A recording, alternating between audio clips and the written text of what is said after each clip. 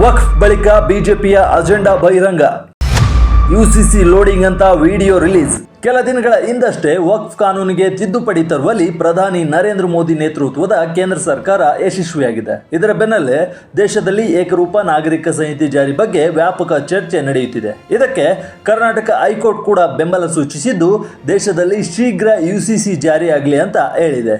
ಇದರ ನಡುವೆ ಉತ್ತರಾಖಂಡ್ನ ಹಿಸ್ಸಾರ್ನಲ್ಲಿ ಯುಸಿಸಿ ಬಗ್ಗೆ ಮಾತನಾಡುವ ಮೂಲಕ ಪ್ರಧಾನಿ ಮೋದಿ ತಮ್ಮ ಮುಂದಿನ ಅಜೆಂಡಾವನ್ನ ಸ್ಪಷ್ಟಪಡಿಸಿದ್ರು. ಇದರ ಜೊತೆಗೆ ಬಿಜೆಪಿ ಈಗ ವಿಡಿಯೋವೊಂದನ್ನು ರಿಲೀಸ್ ಮಾಡಿ ಅದರಲ್ಲಿ uniform civil code is loading ಅಂತ ಬರೆದಿದೆ. ಈ ಮೂಲಕ ಏಕರೂಪ ನಾಗರಿಕ ಸಂಹಿತೆ ನೆಕ್ಸ್ಟ್ ಟಾರ್ಗೆಟ್ ಎನ್ನುವುದನ್ನ ಕಮಲ ಪಡೆ ಬಹಿರಂಗಪಡಿಸಿದ್ದು ದೇಶದಲ್ಲಿ ಸಂಚಲನವನ್ನ ಸೃಷ್ಟಿಸಿದೆ.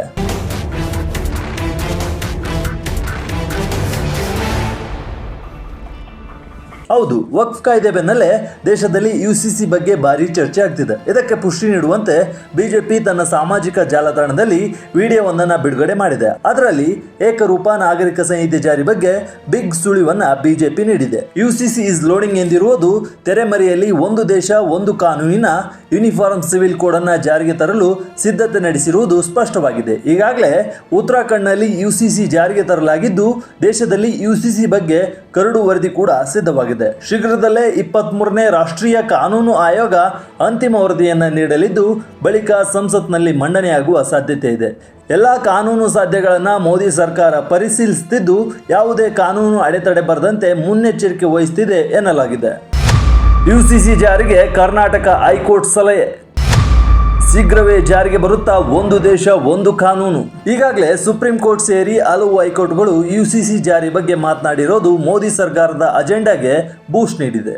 ಕೆಲ ದಿನಗಳ ಹಿಂದಷ್ಟೇ ಕರ್ನಾಟಕ ಹೈಕೋರ್ಟ್ ಏಕರೂಪ ನಾಗರಿಕ ಸಂಹಿತೆ ಜಾರಿಗೆ ತನ್ನಿ ಅಂತ ರಾಜ್ಯ ಸರ್ಕಾರ ಹಾಗೂ ಕೇಂದ್ರ ಸರ್ಕಾರಗಳಿಗೆ ಸೂಚಿಸಿತ್ತು. ಇದರ ಬೆನ್ನಲ್ಲೇ ಉತ್ತರಾಖಂಡ್ನಲ್ಲಿ ಭಾಷಣ ಮಾಡುವಾಗ ಯುಸಿಸಿ ಜಾರಿ ಬಗ್ಗೆ ಮೋದಿ ಸುಳಿವನ್ನ ನೀಡಿದ್ರು. ಈಗ ಬಿಜೆಪಿ ವಿಡಿಯೋದಲ್ಲಿ ಯುಸಿಸಿ ಬಗ್ಗೆ ಪ್ರಸ್ತಾಪಿಸಿರೋದು ಶೀಘ್ರದಲ್ಲೇ ದೇಶದಲ್ಲಿ ಏಕರೂಪ ನಾಗರಿಕ ಸಂಹಿತೆ ಬರಲಿದೆ ಅಂತ ಹೇಳಲಾಗ್ತಿದೆ. ಸದ್ಯ ಕ್ರಿಮಿನಲ್ ಕಾನೂನು ಮಾತ್ರ ಎಲ್ರಿಗೂ ಒಂದೇ ಇದ್ದು ಬೇರೆ ಬೇರೆ ಧರ್ಮಗಳಿಗೆ ಬೇರೆ ಬೇರೆ ರೀತಿ ಸಿವಿಲ್ ಕಾನೂನು ಇದೆ. ಯುಸಿಸಿ ಜಾರಿಯಿಂದ ಎಲ್ಲ ಧರ್ಮಗಳಿಗೂ ವಿವಾಹ, ವಿಚ್ಛೇದನ, ಆಸ್ತಿ ಹಂಚಿಕೆ ಸೇರಿ ವಿವಿಧ ವಿಚಾರಗಳಿಗೆ ಒಂದೇ ಸಿವಿಲ್ ಕಾನೂನು ಬರಲಿದೆ. ಬಿಜೆಪಿ ರಿಲೀಸ್ ಮಾಡಿದ ವಿಡಿಯೋದಲ್ಲಿ ಏನಿದೆ? ಪ್ರಧಾನಿ ಮೋದಿ 3.0 ಸರ್ಕಾರ ಏನೆಲ್ಲ ಮಾಡಿದೆ?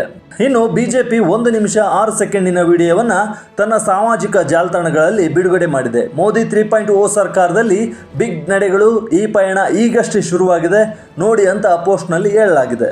ಮೋದಿ 3.0 ಸರ್ಕಾರ ದುರ್ಬಲವಾಗಿರಲಿದೆ, ಉಳಿಯಲ್ಲ ಅಂತ ಅವರು ಹೇಳಿದ್ರು ಎಂಬ ಇಂಗ್ಲಿಷ್ ಟೆಕ್ಸ್ಟ್ ಮೂಲಕ ವಿಡಿಯೋ ಶುರುವಾಗುತ್ತೆ. ಆ ಬಳಿಕ ವಿರೋಧ ಪಕ್ಷಗಳ ನಾಯಕರಾದ ಸಂಜಯ್ ರಾವತ್, ಮಲ್ಲಿಕಾರ್ಜುನ್ ಖರ್ಗೆ, ಕೆಸಿ ವೇಣುಗೋಪಾಲ್ ಅವರ ಹೇಳಿಕೆಗಳು ಬರ್ತವೆ. ಇದಕ್ಕೆ ಟಾಂಗ್ ನೀಡುವಂತೆ ಮೋದಿ ಸರ್ಕಾರ ತೆಗೆದುಕೊಂಡ ಬಿಗ್ ನಿರ್ಧಾರಗಳು ಎಂದು ಸುಮಾರು 7 ಅಂಶಗಳನ್ನು ವಿಡಿಯೋದಲ್ಲಿ ಪಟ್ಟಿ ಮಾಡಲಾಗಿದೆ.